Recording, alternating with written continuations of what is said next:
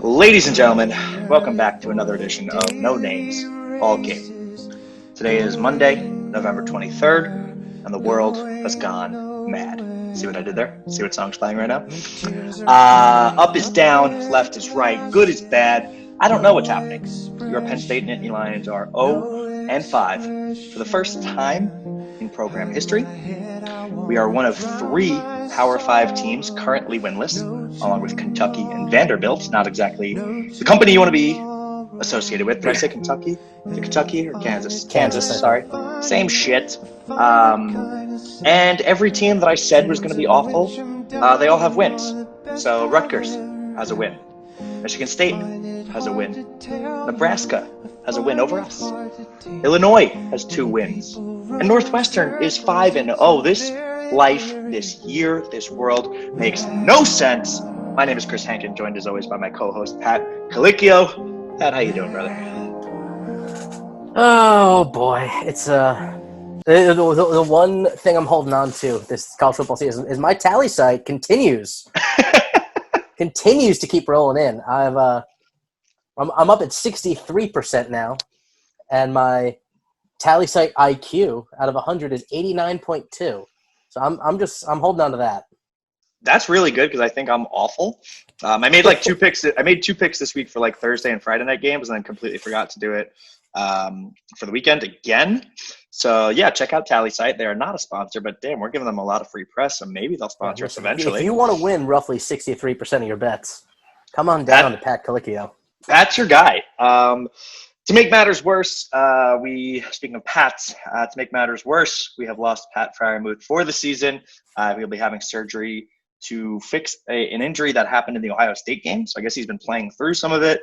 At this point, obviously makes a ton of sense for him to not risk any injury, get the surgery he needs so that he is good to go by combine time, by draft time, and be ready to start his NFL career. But Pat, we love you. Open invite to come on the pod. I probably should have given you some time to recover, but just threw that out there right away. We'd love to have you on sometime. It's a big loss. It sucks. Yeah, I mean, I think he was one of the guys who, aside from being probably the best player we have left, certainly the best player on offense, I think he was also like an emotional leader. He was a guy who could have opted out, but, was like, no, fuck that. I'm with this team. And to lose him is a big hit, both in terms of production and guys that you want in the locker room. Yeah, I mean, he's one of the ones that was pretty vocal after the first couple of losses, saying like, we got to be more accountable. We got to hold each other accountable. We got to take care of things. So, yeah, huge loss. I'm sure he'll still be around the program if he can be. I don't know, when or where he has the surgery, but wish him the best, man. I still think he's a very high draft pick. I do many, many mock drafts. If anyone's a draft nut like me, the Draft Network, I think it is, has this great simulator. So I do them like all the time because I'm bored and kind of a loser. And he consistently goes late first round, early second, every single time I'm doing it. He never makes it out of the top 2 picks in the second round. Also because I'm drafting with the Jets, so if he's still there at 33, I take him. But I think he's going to be fine. Like Kyle Pitts, sure, maybe he's tight end 1 because he's healthy and having a great season, but I don't see Pat losing any draft stock. I think, having whatever surgery. Do we know what the injury was? I think it's neck. Oh, geez. As long as he can get through that, be healthy, be ready to go, I think he's still a premier player, still an excellent talent. And yeah, more than anything, we wish him good health. So Pat, get better soon. But yeah, this game, Penn State loses 41-21. There were some ups, not a lot, but there were a few ups. There were a lot of downs. Every week they give you just a little bit of hope, just a glimmer of hope, and then snatch it right out. Let's get into it, man. Lion and a lamb. Do you have a lion for this week? Who's your MVP? If we have to give one, because we do. Who's your MVP? I'll go with Shaka Toney. He had a good game. He had 5 tackles, I think 2 sacks, and a forced fumble. I was really happy to see, because this is a guy who is fighting for a first-round draft pick, who's fighting to stay relevant in a team that has become irrelevant. And he showed, that he's still that guy. Yeah. I thought that was great. Yeah, he was actually going to be mine as well. The 2 sacks was awesome to see, and he's just playing. I think he's playing consistently better every week. He's not always getting there to the quarterback. The stats aren't showing up, but I think he's still a presence on the edge. Every mock I do has him going in the third and fourth right now. So I think finish the year out strong, have a really, really good combine. I don't think he gets to first round just because there's too Neither many do edge I. prospects. But Yeah. I think he could work his way into a late second, early third. Again, he put on so much muscle this season. He's moving well even at the 250, which I think was something that people probably wanted to see. So I think, yeah, he was going to be my line as well. I'll throw it out to Jahan Dotson just because. He's the man, and I love him.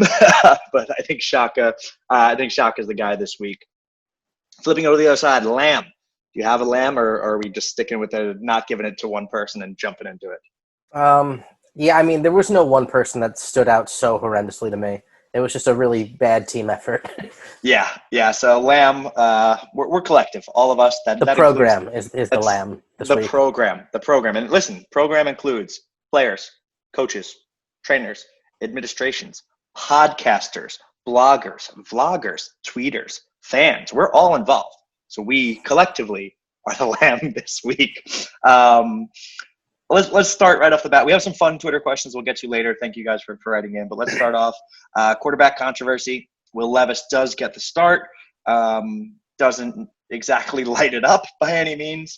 Clifford replaces him, and for a hot second, whips his dick out and is like, I'm the man. Fuck you For guys. 2 passes, he lit it up. 2 passes, he was like, I am that dude. And then, as nature happens, regressed to the mean and threw 2 pretty ugly interceptions. Where do you stand on the state of quarterback at Penn State University right now? Honestly, what makes this so hard to say, to decide, is that I can't tell if Will Levis is the problem, or the fact that the coaching staff clearly has no confidence in the fact that he can consistently pass the ball is the problem. Are they not setting him up for success, or is he currently not good enough to be successful? I can't tell. I've never thought he was a great passer, but he threw what, like 12 passes? This game he was 13 for 16. Yeah. I mean, that's not a bad completion percentage. Sure. But only for 100 yards. Exactly. But is that because – I don't know if that's because of him or it's abundantly clear to me that Shiraka does not think he's a legitimate passer. Yeah, it's really tough because he has 13 for 16, 106, no touchdowns, no interceptions. Rushed the ball 15 times though. So passed at 16, rushed at 15. Only averaged 2.3 on the rush, so not great. He did lose 2 fumbles. The one, I think, was the pitch to Kevon. It wasn't a good pitch. Maybe Kevon could have made a great play and corralled it, but that's on Levis completely. Even if he did make that play, he's about to get murdered. Murdered. Yeah, so that one the guy was right there. I'm not even sure he should have pitched that. No. If he did, he had to pitch it out in front of him. Right. So that one happened, and then the other one. The one thing I'll say that I think we see improved a little bit from Levis is he does stand in the pocket and at least assess the field a little bit better. Not always, but sometimes, and that happened on the second fumble. Is pressure was coming, but he kind of stepped up into the pocket and just ran out of time. So I personally, I think all of us understand at this point, it's not just the quarterback issue. Like, we have a lot of problems. The offensive line isn't dominating anyone. Receivers takes a little bit for the plays to develop, or we're not getting open early. I think, again, our receivers are playing really well, but clearly not, the system is not working well enough to set our QBs up for success. Maybe you put some of that on Shiraka. To your point about who's a better passer, Levis, so I went talking to some friends last week. We said that pass to Pat Frymuth, that deep one, wasn't even that great. I went back and looked. It was a pretty damn good pass. He was, rolling out off balance. I was drunk while watching it, so I'll give him a pass on that one. No pun intended. But I think he makes some good throws. But then you get fucking Clifford in there this week. That bomb to Dotson, his second touchdown, was gorgeous. That was a perfect pass. It was beautiful. Where is that 80% of the time? It's not going to happen 100. Hell, where is that 65% of the time? Yeah, he came in and showed you what the exact problem with him this season has been. He threw 2 incredible passes for touchdowns and then was horrendous. Yeah, because even the first one he came in, it went to Brenton Strange, right? Younger tight end, Yeah. who will obviously see a lot more work now that Fryermuth is out. And, it didn't light up the world, but he found the open man, dropped it in between coverage, and let Strange do the rest. That was beautiful. It made me happy. But the interceptions were just bad. The first one gets tipped at the line. One, you can't throw that ball that low. He damn near hit a lineman in the helmet. And even if it does get through, I don't think that's a completion. It might have been intercepted by linebacker or a D-back back there anyway. The second one was just absolutely disgusting. Yeah, the first one I give a tiny bit of fault to the O lineman there. But why the O lineman? So I mean, all right, I'm by no means an O lineman expert. This is just like these are things I've picked up from talking to people who played offensive line. Mm-hmm. That guy wasn't even engaging his own blocker. You saw him; he was just kind of standing there, like he backed up and wasn't trying to rush the passer. When they do that, like that's generally something that they're looking to tip the ball. Oh, I see. As an O lineman, you kind of have to get hands on that guy so he can't do that. Okay, I didn't see that. I've spoken to offensive linemen who be like, yeah, when they do that, like you would literally have to punch them in the stomach. Got it. Just to make an effort. Yeah. Yeah. Okay. No, that's a good call. I didn't catch that live, and honestly didn't know that was a thing. So, listeners, we're learning a little bit. Yeah. So that one sucked, but whatever. Balls are going to get tipped. Yes, you put some faults there, but it was still mostly Sean Clifford's fault, though. Sure, exactly. But even if that's the only one, like, all right, you know what? It happens. You still threw 2 nice touchdown passes. We're in this game. It's a 10-point game or a 13-point game at that point.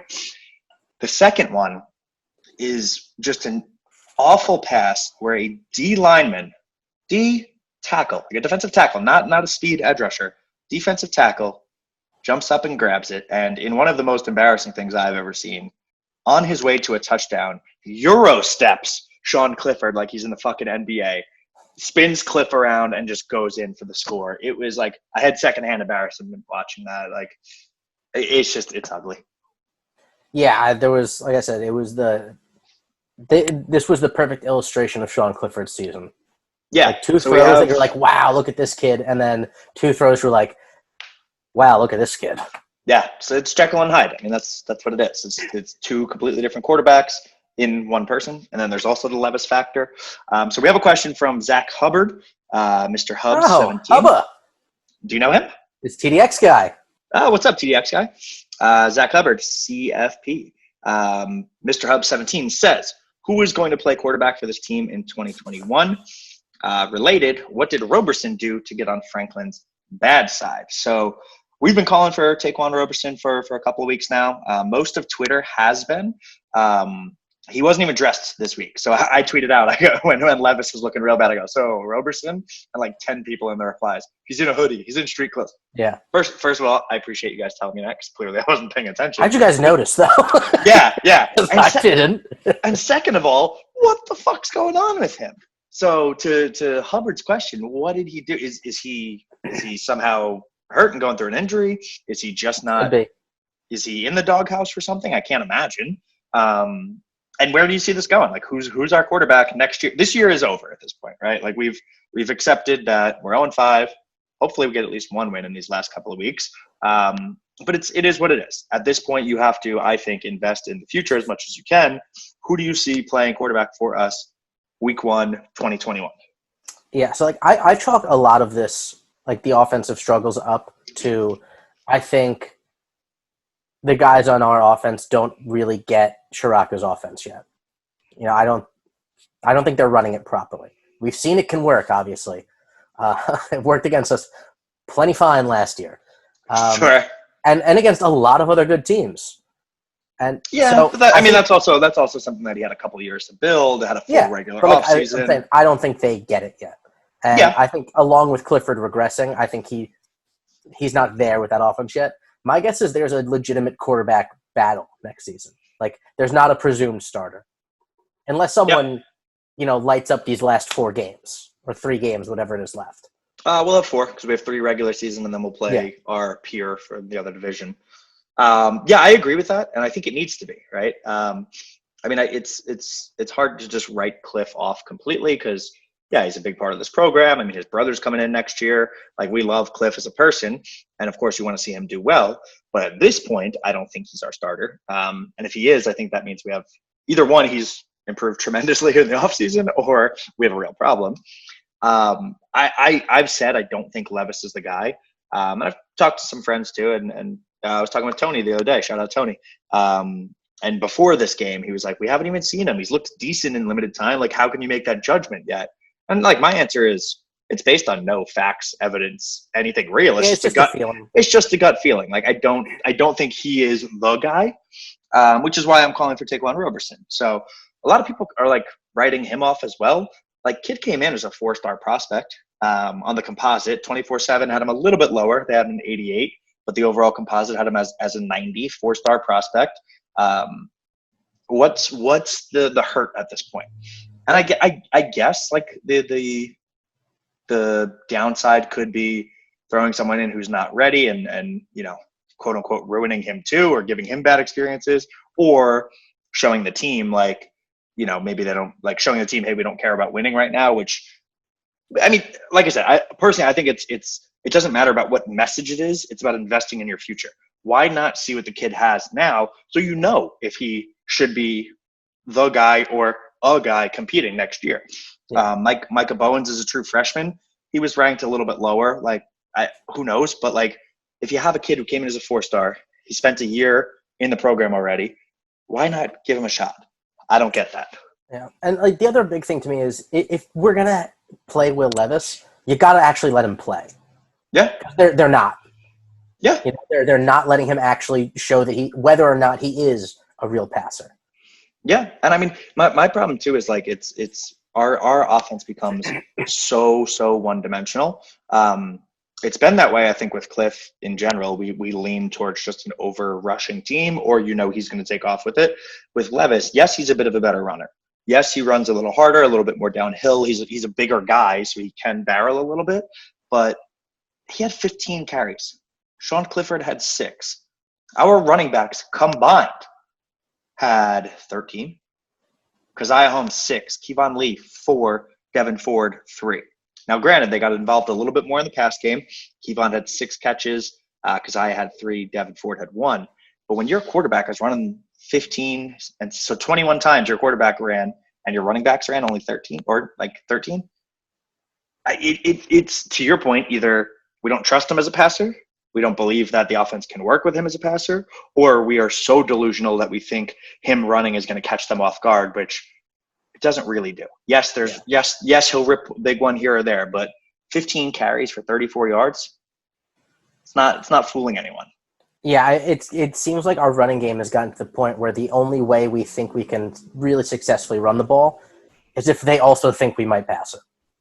Right. And so I at this point, I don't think Sean Clifford is the future. Cliff, I love you. I would love to be wrong. I do not think Sean Clifford is the future. Gut feeling based on very limited things that we've seen, Levis doesn't get me overly excited. Do I think he could be competent? Do I think he could be slightly above average? Sure, but he doesn't get me super excited. So at this point, our other options are Taquan Roberson, Micah Bowens, and then we look to the future of recruiting. The problem, and really what this all comes back to, and this is what this whole season comes back to at 0-5, like I jokingly tweeted, I'm so happy this season doesn't count. Like, imagine if it did. And some people said, like, yeah, it doesn't count, but it will have lasting effects. Like, and of course, like that tweet is me just trying to cope and ignore it. Like, recruits will take notice of this. A lot of them are still tweeting that they're on board. But if you're a 4-star, 5-star quarterback and you're seeing this happen, you're seeing Michael Johnson Jr. transferred already, you're seeing Roberson's not getting a chance. If Roberson or Bowens don't play at all this year and you're a quarterback in future classes, why would you come to Penn State? Why would you come to Penn State and say, even when things are awful and the quarterbacks that are playing are not playing well, another guy can't get an option, can't get a choice, can't get a chance? Like, blows my mind. I'm already looking forward to Bo Prebola. There you go. If you guys want to hear the most like sexual thing you've ever heard about a Penn State quarterback in like the past 2 decades, let me read this to you.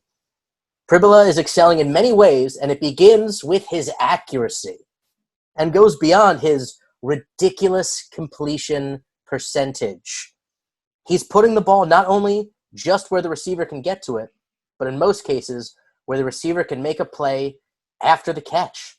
He's showing nice touch on the deep ball and from the move in the pocket. I mean, come on.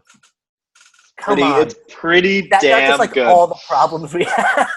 You're describing my perfect quarterback prospect. Like everything I want in a quarterback, that's him. That's just all the things we haven't had in a long time. So before we get too excited, Bo Pribula, I don't know how you say it, is a commit for the 2022 class. I know. So we have some time. We do have Christian Vaillant, French, I think, coming in next year. So yeah, let's look ahead at the QBs a little bit. Next year, I've watched some tape on him, and I like the way his accuracy looks. I don't think he throws overly hard, but he looked to be pretty accurate. Yeah, I try not to I love recruiting. I think you guys know that by now. I try not to fall in love with prospects too much unless they're like the studs, because in the world of recruiting, the way things go is one of two things. You are an Alabama or an Ohio State who consistently gets 5 stars, and you just know that like most of them are going to pan out and one or two aren't going to work. Or you're a team like us where you get the handful of 4s and 5s that are like, great, awesome, love them.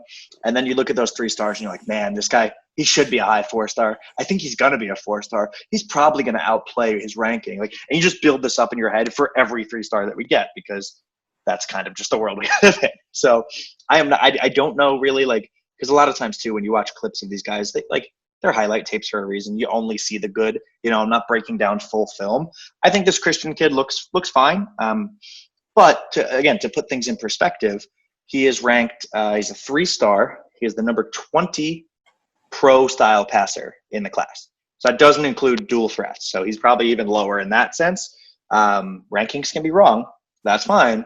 But as I tweeted out the other day, Ohio State now has a 5-star quarterback in 3 straight classes. That's the difference. That's where we're at. And this isn't even being negative or being sad or down on us. Just state of affairs. The reason we find ourselves in situations like this where we're like, Clifford, not great. Levis, not great. I don't know. No one's really that great, is because we consistently recruit average to slightly above average quarterbacks. That's how it's going to play out. I've got this is going to sound a little bit like sour grapes, but I've got a funny Ohio State story about that. Let's do it. So there's a comedian out here who I'm friends with, played football at UConn. And, several years back, he was talking to then UConn coach Joe Moorhead. Oh, Moorhead coached at UConn? I didn't even know that. Yeah. Okay. And he was going, hey, coach, the word on the street is that Terrell Pryor's out there looking for a deal. And Joe Moorhead goes to him, well, he won't have any trouble finding one. And he then, of course, signs with Ohio State. Oh, that is salacious. That is. I will not confirm nor deny any reports, but I'll say this: I do hate when anytime we tweet. I tweeted about that. Ohio State has 3 5-star quarterbacks in a row now, and someone tweeted the GIF of Kim K throwing money. Anytime you bring it up, people are always like, "Well, it's because they're paying them," and maybe they are. Maybe it's true. But I hate that. I hate that as the default answer. No, it's also because they're winning and they're constantly a top 3 team. Yeah. Come on. So when we talk about future of quarterback, we'll wrap up this convo and move to something else. Like I said, we have Vaillant. I don't know how you say it. I'm sorry, dude. In the 2021 class, he is the 20th ranked pro passer. Ohio State in that class has a kid named Kyle McCord from Philadelphia, Pennsylvania. He is the number 3 pro-style passer. He is a ranked 98.77. That would instantly put him in the top 10 of all time Nittany Lion recruits, just ahead of Miles Sanders. He would be number 9. So Flip that kid immediately. Let me take a guess at who the number 2 and 1 pro-style passers are going to. Clemson and Alabama. Probably. I can look that up, but maybe Texas A&M. I don't know. Ooh, interesting. No, this is a weird year. The number 1 pro-style passer going to Washington. What? And the number 2 pro-style passer, J.J. McCarthy, to Michigan? Why would you sign on there when Harbaugh's probably going to be getting the boot soon? Well, maybe that'll change. Who knows? But anyway, my point being, someone tweeted that when I did the whole three 5-star quarterbacks. Someone goes, it's time to flip Kyle McCord, the kid from PA, and give him a guarantee that he will start immediately. I was like, honestly, like it won't happen, but not a bad idea. All right, what else from this game? The running game, it pisses me off. I already talked about that our running backs get 13 carries when our quarterbacks get 21. I don't blame our running backs at this point. I don't think they're running poorly. I think Kevon had a nice touchdown to start. Keziah has shown some things, but when you're only getting 3, 4, and 6 touches each per game, how can you get a momentum? How can you get a rhythm? Like, pisses me off. Yeah, it's, you can go with maybe because we fall behind, we start abandoning the run game. But the Yeah, quarterback's still getting plenty of runs. yeah, I get it. So it sucks. Defense in general is just not great. We let up a lot of points constantly. Sure, the interceptions don't help, fumbles don't help, but we're not great in general. I don't have a ton to like dive in on this particular game. Anything like you really want to highlight before we get into some of these questions? Yeah, I mean it's one of these things that like I'd have to sit down and watch film to tell you what's wrong with our defense, and I still probably couldn't do it. Yeah, But like no someone smarter chance. than me could.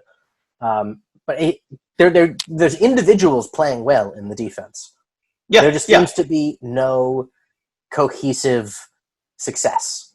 yeah, yeah, and it's tough, right? It's a weird year where we're losing constantly. So like, yes, of And course the you want to. tackling is awful. The tackling is terrible, and you see it sucks because you see some like older guys on Twitter, old like Penn State alum football players, like they'll just tweet out like the face palm emoji or "Come on, got to tackle better." Like they're not actively chirping them, but like they're like, "Come on." But yeah, it's not great. It's not a great situation. To answer at Gulfport Lawyer, whose Twitter name is username. So my question is, do we really even need a recap at this point? No, we don't. So we're not going to waste too much time talking about the game. We're 0-5. Everything kind of sucks. Let's go through these Twitter questions. So Zach Hubbard, who's going to play quarterback for this team in 2021? You say Battle. I say I think if I had to put money on it for 2021, I would say it's someone other than Clifford or Levis. I think that's where we're at, and I think it should be. You gotta move to the youth and try something new. Next question comes from Jeffrey Walliser Jr. Sean Fitz and Tyler Donahue, those are the guys over at Lions 24/7, do excellent work. Pointed out that none of the assistant coaches are made available to the media after the game. Instead, it's the players having to answer the tough questions on why this season is such a disaster. Why do you think they are not made available? Seems unfair. I agree. It's very unfair, but I'll be honest, I haven't watched a ton of the post games. Like I watch clips here and there. I haven't noticed. Do you know if in years past our assistants are typically made available post game? I have no idea. I don't either, but I don't really recall it. Like I remember most of the time each week we hear from James Franklin and like 2 or 3 players. I don't really like remember a week to week assistant coaches. If we like bowl game and like Big Ten media days, yes. Like we've seen like Brent Pry talk, we've seen some of the coordinators talk, but week to week, I could be very wrong. So Jeffrey and honestly, I'm sure Sean Fitz and Tyler Donahue know very well because they're legit like beat writers. I can't remember a ton that I've ever seen in the past or that I've been like super invested in, even if they have been available.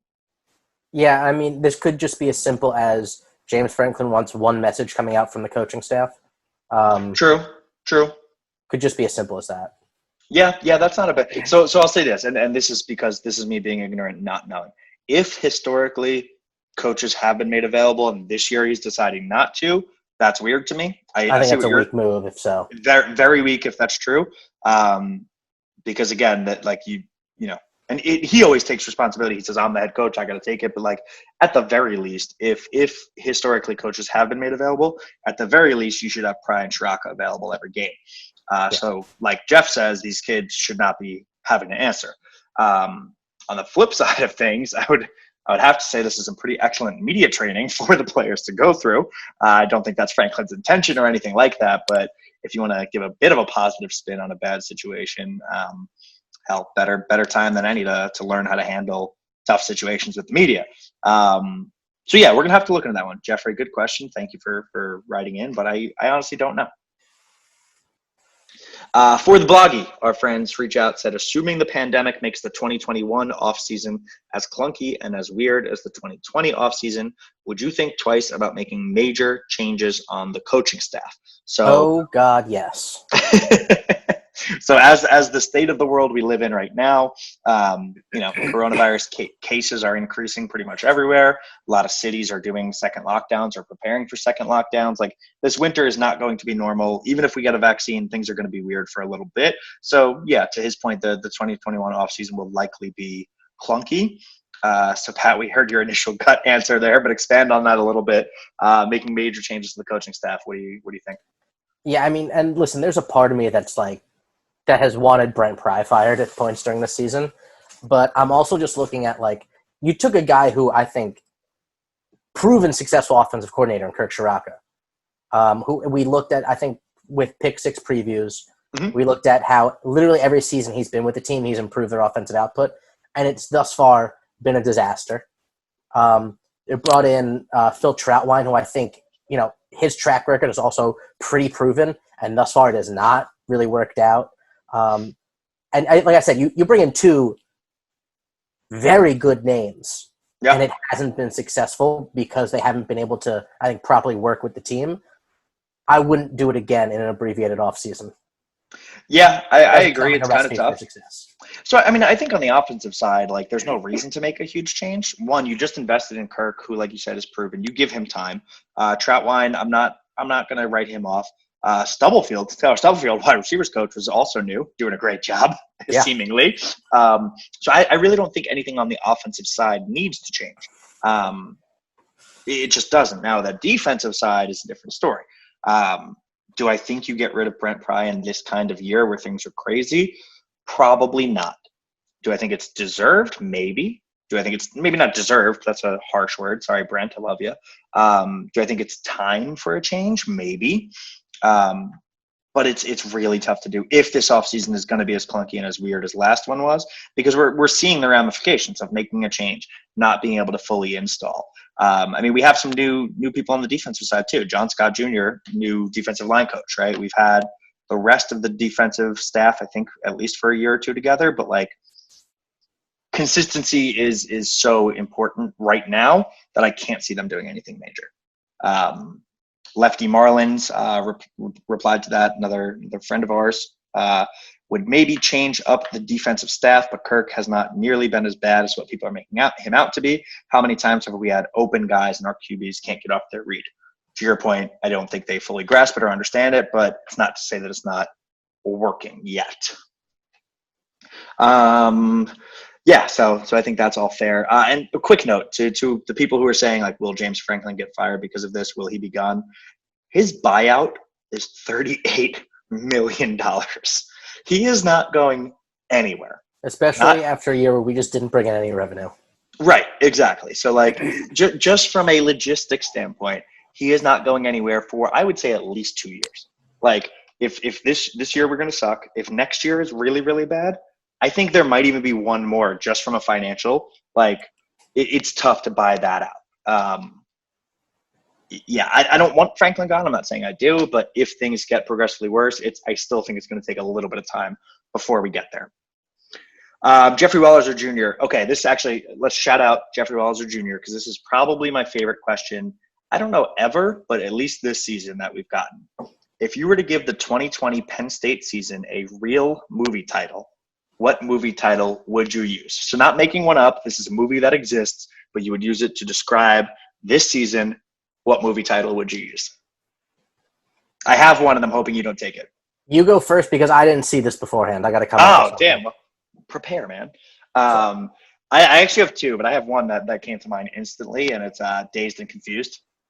I think that just makes a lot of sense. One, for how we look on the field very often, how these games feel when we're done, and then how my brain feels when I'm trying to do this podcast and kind of put everything together. I just feel a little dazed and confused. Our offense, they look a little dazed and confused. Our defense, when letting up huge plays, is dazed and confused. So, yes, I go with that movie. Okay. Any off the top? Any off the top of your head? Sorry to put you on the spot here. First one that comes to mind is just the classic Beatles movie, Help. That's really good. I like that one. Okay. I have one other that I actually had to look up. I did not know this movie existed, but I'd like to watch this now. It's a movie or a documentary from 2005. Scream? I could go with Scream.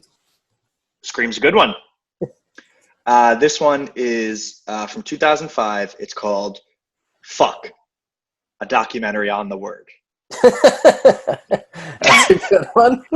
That's the season in a nutshell. Also, this movie apparently stars Drew Carey, Bill Maher, and like a bunch of other people. So it's got to be a good documentary. So Yeah. how would I describe this season with a movie title? Fuck. I like that. Great question though. So if you think of any more as you go, you can pepper those in. But Help and Scream are both pretty damn good. All right, let's see what else we got. Sweens. We'll save that one for the end. He's closing things out lately. CJ Scalzetti, best PSU game you attended. I think we've done that. I think we did this like on one of our first ever episodes, and I think it was one of the ones where we were stupid drunk. We've learned not to do that anymore. Best Penn State game you've attended. CJ says 2005 whiteout for me. Second was 1995 against Michigan at home in the snow. Pat, what's the best ones you've ever attended? It's pretty close between 2010 Michigan. I did the Nittanyville, the Paternoville at the time. Nice. Got like real close behind the goalpost. It was awesome. And I believe it was Joe's 400th win in the snow with the missed field goal. Yep. Right? Yep. Yeah, that was it's between those two for me. Yeah, I was at that one as well, the 400th. I think that was against Illinois, I want to say. Maybe. Either Illinois or Northwestern was the win, the 400th. I was at Illinois, which was the last game he ever coached. We didn't know that at the time. Yeah, we didn't know that at the time, but ended up being the last one. For me, best ones I've ever attended. Number two it's a close second, but it's the Rose Bowl against USC, where it was just that back and forth game constantly. Trace, Saquon had that incredible run. Godwin made big plays. It was one of the best games I've ever seen live, and we just unfortunately lost at the very end. So that kind of sucked. And number one for me, I wasn't at the block and return against Ohio State. I wasn't at the 4 overtime Michigan game. I graduated by this point, so I missed a lot of like the stalwarts from that era. Number one for me is the Big Ten championship that got us to that Rose Bowl, our only Big Ten championship, 2016. It was literally the best game I've ever been at. I was in California at the time, impulsively bought a flight to Indy. Friends from New York drove the 13 or 15 hours, whatever it is. We met up, just drank all weekend, hung out with other fans around. Lucas Oil Stadium is a sick stadium for a game like that.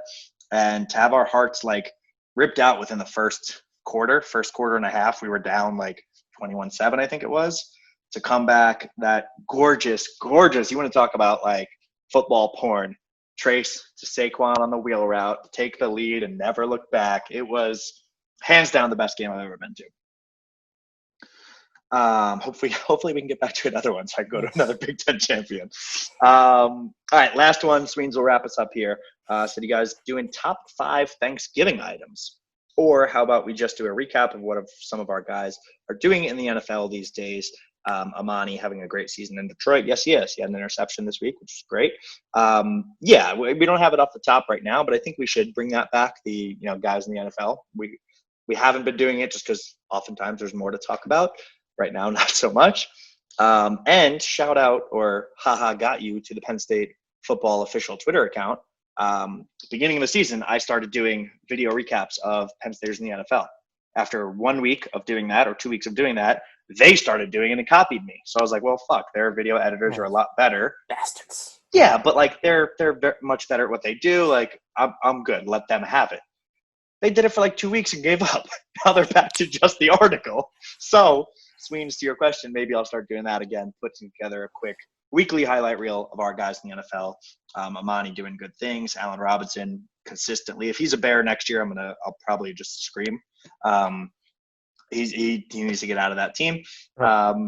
KJ's doing some nice things. Deshaun Hamilton even looking better than he has. Yeah. Yetur struggled with injury. There's been a couple of guys struggling with injury this season. So yeah, we'll do a deep dive at some point. I say that all the time and then we never do. But eventually we'll do a deep dive on that. We'll do a deep dive in recruiting because we still owe you guys that. But let's wrap it up with your top 5 or top 3. I don't know if I have 5. Thanksgiving items. What are you going with, Pat? To me, the highlight is always I'm a pie man. I love pie. Okay. I love stuffing too. Yep. Um, then I'll go sweet potatoes after that. Okay. We should have had a draft because I'm picking almost the same ones. We should have went back and forth here. Turkey's not that good. Like people who No, love turkey, like get over yourself. It's turkey's a tradi- fine. it's a tradition. You eat it because it's there. It's good cold the next day on sandwiches. But like if you're sitting there going like, oh, I love this turkey, I think you're faking. Like you're one of those people who like gets excited about the holiday and about the turkey because you think it's like the cool thing to do. Like maybe you deep fry your turkey and like, oh, you just haven't had a good one yet. Like listen, I'm sure it's tasty, but like, yeah, I'm just not going to write home about it. My nightmare is going to a Christmas where they also do turkey. Oh, why would you? Are you an Why would you? idiot? No, you can have so many better options. What do you do for Christmas? What's your tradition? We do either a ziti or lasagna Nice. and a prime rib. That's That's how you fantastic. do it. Yeah, my family does the same actually. We do steaks Christmas Eve most of the time, and then Christmas dinner we do Italian food. Yeah. As you can see by my red beard, I'm very Italian, not Irish. Maybe a little manigot, you know? Oh, hell yeah. A little stuffed shell, some ravioli. Let's go. You get the charcuterie board with the gabagool, the supersada. It's Mhm. fantastic. But back to Thanksgiving. Yeah, my top three, it's stuffing. Obviously, my dad makes great stuffing. Mashed potatoes. Any kind of potato, I'm happy. Mashed potatoes are great. A little garlic mashed if you have them. Then my mom does the sweet potatoes, or I guess they're yams. I never know what the Same thing. difference between those two are. Are they the Same same? thing. Yeah. All right, good. Good. We're learning here today, guys. We're learning. But my mom makes them with little marshmallows melted on top.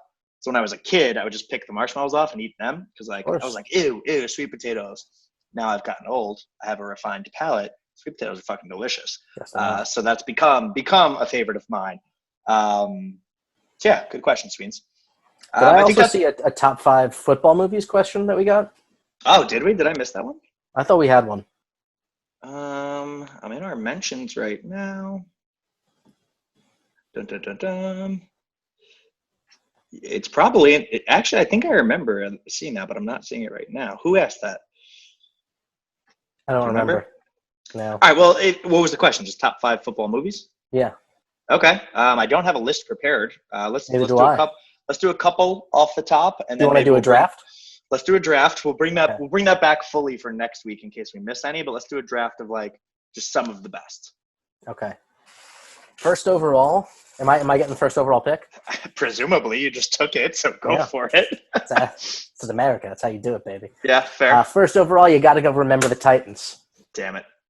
Damn It's it. a winner every time. I know, but I thought you were gonna be like I thought you were gonna have something like a little bit quirky that like you just loved and you were gonna let me get remember the Oh, Titans that's at probably two. going to be my second pick. Yeah, I'm sure. Yeah, remember the Titans is I mean it's the all time football movie and it's probably in like my top 10 of all time, just favorites. I'm gonna go with a favorite, a classic for me. Uh Pain heals, chicks dig scars, glory lasts forever. That is Shane Falco in The Replacements. Great movie. That is a tremendous one. I hope I got that quote right. All right, what do you got next? I am Googling football movies right now, so it's not completely off the top of Okay. my head. My second favorite, Uh-huh. this is a tough one. I might have to push my quirky one down a third just so I can Oh, spend my second in Friday Night Lights. damn. Yeah. I mean, we're getting the heavy hitters out of the way. You know? Friday Night Lights. Y'all want to win? Put Booby in. Friday Night Lights is an absolute classic. Yeah, and I mean, and it spawned the TV show, which is one of my favorite shows of. I know a lot of people who put Friday Night Lights ahead of Remember the Titans. Oh, I think Now, would that's I do it? No, but I know people who do.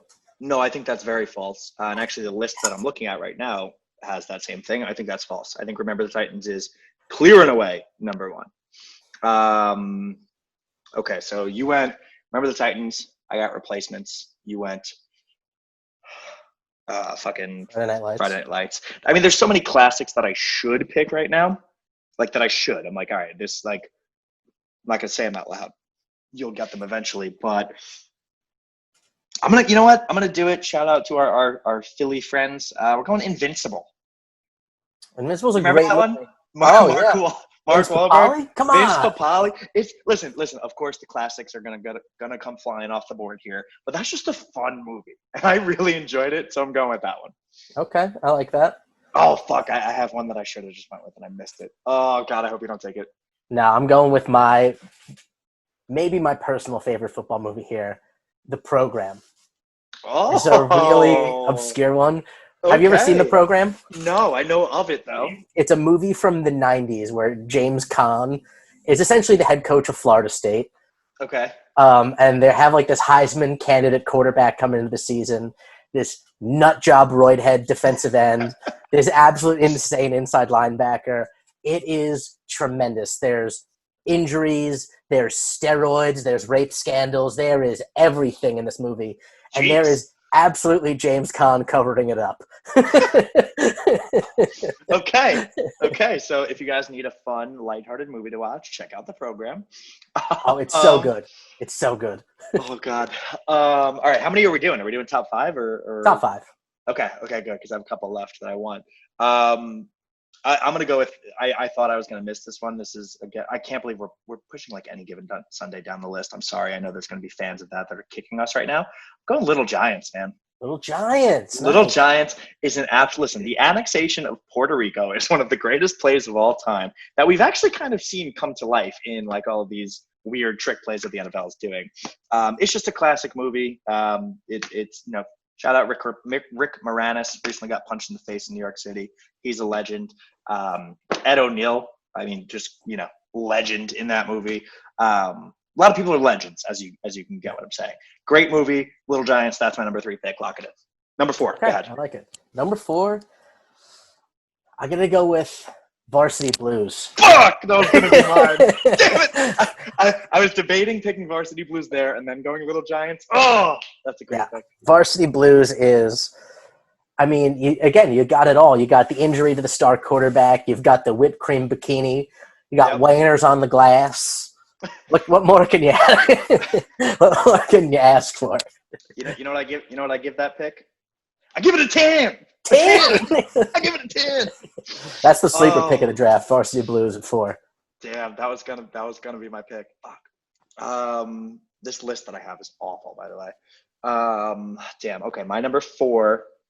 My number 4 is gonna be. I like just cheesy movies in general. Like I don't love like the one that's like really like the like I said, Any Given Sunday I should have picked by now, but I haven't. I'm probably not going to. It's a fine movie. I enjoy it. Not in my Um, top 5 either. I have one that I'm saving for 5, but I also hope you don't take it. You know what? You know what? For number 4, I will go. There's like 2 I'm picking between right now. I'm gonna go We Are Marshall. It's uplifting. McConaughey, I believe, is the guy in it. Mhm. It's a good, fun movie. Not fun. It's a good, enjoyable movie. Makes you feel good about life. Very sad, but uplifting after the fact. We Are Marshall. Lock it in for number 4. What is your number 5? If you pick the one I'm thinking of, I'm gonna punch you through the screen. This is a tough one for me because I'm eschewing Rudy. I'm not putting Rudy in the top 5, and a lot of people won't No, like that. no. And I'm also excluding another football movie I really love in Brian's song, Oh yeah. Okay. and I am going with The Express. Wow. Nice pick. Nice Yes, pick. I love it, and it's a very sad ending, but it's uplifting, it's sad, it's emotional. There's race Yeah. relations, and there's good football scenes. Yeah. Yeah. No, that's an excellent pick. I totally forgot about that movie. There's a couple here that I'm also going to put in the honorable mention category. I love The Longest Yard, the modern one with Adam Sandler. Oh Very yes, enjoyable movie. I'm going to put that in the honorable mentions. There's a couple other that probably should be in here. Again, Any Given Sunday should be here. Leatherheads is on this list. Waterboy, fantastic. I'm not going to put it in there right now. Jerry Maguire, not going to put it in there right now. I am saving number 5 for. I say this kind of sarcastically, kind of. One of my favorite movies of all time because it's so bad. I am picking Draft Day. Have you Draft seen Day. this movie? Have you I seen this did. Is, movie? is that the one with Kevin Costner? Kevin Costner. Is Bill Burr It in that is. movie? I don't think so. Okay. Kevin Costner, Dennis Leary's in it, Jennifer Garner. Um, it is one of the worst movies I have ever seen, but it is so comically bad. Like the entire movie is about one draft and about he's the GM for the Cleveland Browns and him trying to turn the Browns around. But like they're like the terminology is just so awkward. Like they don't call him like first round picks, second round picks. They keep calling them like number ones and number twos, which I've never heard anyone actually say before. And maybe they do behind closed doors. He's like, I need all my number ones back. Come on, man. Like, it just feels so forced, so lame, so awful. And they spoiler alert if you haven't seen the movie, they don't pick the surefire thing quarterback, like the Trevor Lawrence, basically, because none of his teammates went to his birthday. So that means that he has character issues. What? It's so bad. It is so comically bad that it becomes enjoyable, and I've watched it like 3 times. So draft day, the number 5 pick. Okay, I like it. And that wraps up the favorite football movies draft off the top of the head. Maybe one day we'll do some research. We'll come back. We'll bring it and lock a real one in. But I think that's pretty good for off the top of the head. I don't think I would change mine with any research. I would probably take Varsity Blues earlier, so you couldn't take it, to be honest. But that's your own it is. You know what? I'm happy with Little Giants. Don't get me wrong. I'm happy with Little Giants. I love Little Giants. But that's our show. Icebox did porn at one point. Really? Yeah, I think it was a soft core, but oh god, yeah. I don't even want to think about that. No, because she'll forever be the kid in the movie in my head. No, sorry.